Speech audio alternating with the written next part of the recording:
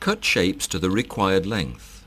Drill the shape, remove protective film and stick to step edge.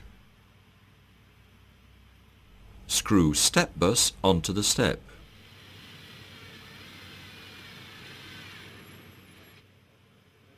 Apply the dual component adhesive supplied in the kit. Ensure adhesive is not applied too close to the edges.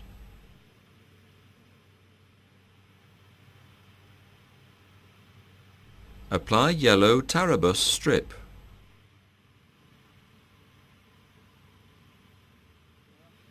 Smooth with the press and roll out with the roller.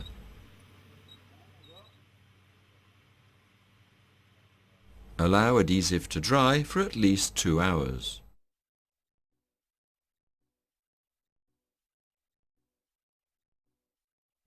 Cork press, pressure roller.